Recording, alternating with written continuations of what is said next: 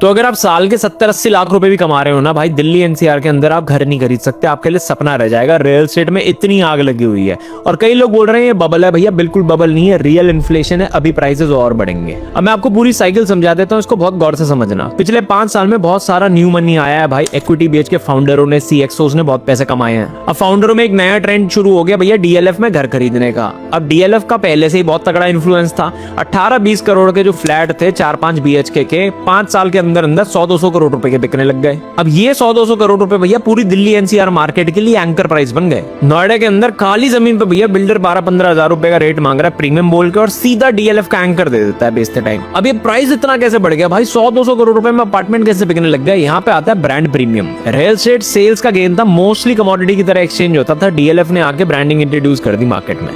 आज की डेट में गुड़गांव के बिल्डर जितना पीआर करते हैं ना, शायद ही पूरी दुनिया में कोई करता हो। दुबई से भी आगे हैं ये। अब आगे भी सुन लो, रियल एस्टेट के प्राइसेस एंड यूजर के लिए महंगे हो गए तो प्लॉट भी महंगे हो गए, जिसको खरीद के बिल्डर बिल्डिंग बनाया करता था। अब इससे हुआ ये कि भैया नए बिल्डर ज्यादा घुस नहीं सकते कैपिटल की वजह से, और जिनके पास कैपिटल है वो इकोनॉमी बनाना नहीं चाह रहे, क्योंकि उनको समझ में आ गया प्रीमियम में असली मार्जिन है। तो इकोनॉमी की सप्लाई बहुत कम हो गई है, जिसकी वजह से इकोनॉमी के भी प्राइसेस बढ़ रहे हैं। दूसरा, इकोनॉमी के लिए भी एंकर प्राइसिंग काम करती है भाई प्रीमियम की। अब कोई भी इंडस्ट्री आप उठा लोगे ना रियल एस्टेट को छोड़ के, वहां पे आपको हर प्राइस में कुछ ना कुछ मिल जाएगा। आपको लुई विटॉन की भी शर्ट मिल जाएगी 1.5 लाख रुपए की, लेकिन वहां पे जूडियो भी एग्जिस्ट करता है, 400 रुपए की शर्ट बेच रहा है। रियल एस्टेट में ये अनफॉर्चुनेट है कि भाई अगर लुई विटॉन 1.5 लाख रुपए पे एग्जिस्ट करता है तो जूडियो नहीं मिलेगा, लकोस्टे से नीचे आपको कुछ नहीं मिलेगा। इन्वेस्टमेंट के लिए अगर रियल एस्टेट खरीदो तो खरीद लो, लेकिन रहने के लिए लेना है तो भाई ईएमआई में फंस जाओगे। बाकी कुछ कहना तो कमेंट में कह देना। कल फिर मिलता हूं। जय माता दी।